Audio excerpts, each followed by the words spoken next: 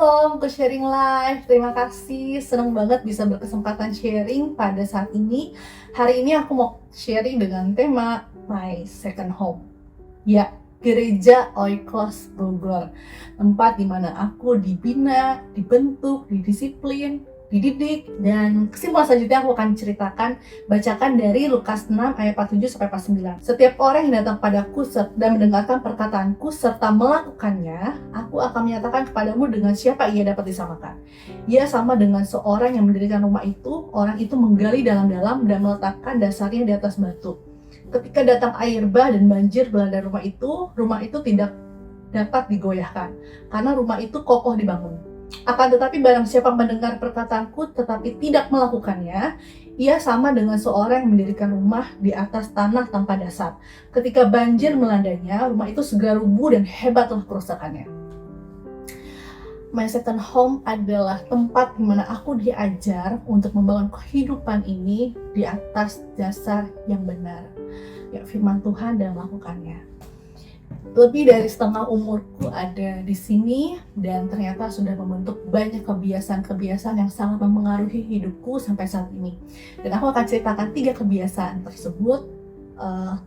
Aku akan ceritakan 3 dari beberapa kebiasaan tersebut melalui 3 benda yang sudah aku siapkan. Jadi ini, uang ini, kertas ini, dan cincin ini. Yang pertama adalah tentang bagi hidup. Semuanya bermula dari aku usia 11 tahun. Aku tidak akan ada sampai saat ini kalau nggak ada orang-orang yang mau membagi hidupnya untuk hidupku. Jadi I'm so thankful for KRI. Jadi ketika aku ada alasan untuk nggak mau datang ke komsel lagi atau ibadah lagi, ketika aku pengen main aja segala macam, dan aku bikin alasan. Waktu itu aku ingat banget alasannya adalah aku nggak ada ongkos. Tau gak apa yang lakukan? Kalian kasih aku ongkos. Ingat banget ini, kalau zaman dulu bisa beli 3 mangkok mie Mang Sapri dan Kak Erin juga masih sekolah, otomatis ini adalah dari uang jajannya. Kalau Kak Erin tidak melakukannya, mungkin aku akan hilang entah kemana. Tapi she did. Terus itu momen yang aku nggak pernah pikir akan terjadi dalam hidupku. Ada orang yang kenapa sampai sesegitunya sama aku, ada apa sih di sana, kenapa aku harus ke sana. Ternyata situlah momen di mana aku lahir baru. Aku terima Tuhan sebagai Tuhan dan juru selamat secara pribadi dalam hidupku. Oke, yang kedua adalah tentang perkataan firman. Aku akan ceritakan dari kertas ini diajar oleh Kak Celi ketika aku umur 11 tahun. Jadi Kak Celi bilang, Rin, belajar konfes firman, hidup dan mati dikuasai lidah, siapa suka menggemakannya akan memakan buahnya. Dan sungguh-sungguh terbukti. Ini aku perkatakan setiap hari, dan ketika aku mulai ngerasa khawatir, ketika aku udah mulai lelah sekali, ketika aku sudah merasakan takut apa yang harus kupilih dan segala macam, aku ingat Karen tidak perlu khawatir tentang apapun juga, karena Tuhanku telah memerintahkan kepadaku untuk menyerahkan segala kekhawatiranku kepadanya, karena Ia memelihara aku. Aku bisa ngerasain takut, khawatir, tapi aku nggak perlu hidup dalam ketakutan dan kekhawatiran itu, karena aku dapat menyerahkannya. Dan itu terbukti ketika aku baru lulus kuliah, 2 minggu kerja, papaku sakit, dan aku perkataan ini, dan segala kekhawatiran dan ketakutan itu sungguh tidak terjadi. Malah yang lebih dari apa yang pernah aku pikirkan dan aku doakan, Tuhan sudah sediakan. Yang ketiga adalah tentang cincin ini, yaitu adalah ini cincin yang menjadi satu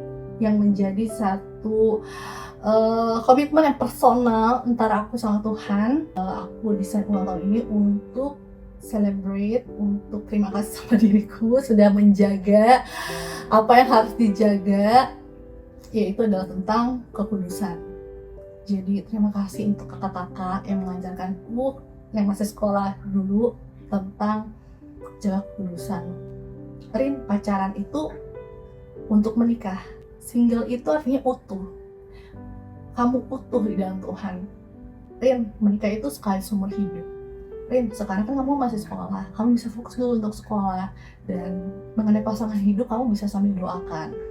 Itu sangat berdampak dalam hidupku sampai saat ini, sehingga aku tahu apa keputusan-keputusan yang tidak bisa aku toleransi, sehingga aku tidak perlu mencoba hal-hal yang tidak harus aku coba, sehingga aku tidak perlu mendapat masalah hal-hal yang seharusnya aku tidak dapatkan, karena ada satu standar yang harus aku jaga, yaitu kekudusan.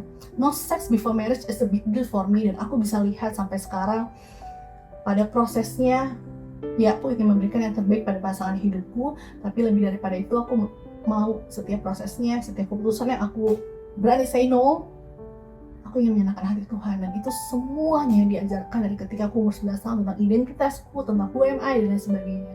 Terima kasih kakak-kakak yang sudah mengajarkan untuk anak ini yang dari usia 11 tahun, yang kalau dilihat itu juga usia pra-remaja yang banyak terjadi perubahan hormonal juga banyak terjadi di masa itu, pencarian jati diri, UMI, dan semuanya aku dapati sungguh-sungguh dari firman Tuhan. Ya aku juga tahu kalau aku nggak ada dijangkau oleh kalian, aku entah kemana, karena aku tipe yang juga mudah ikut untuk terbawa pengaruh gitu.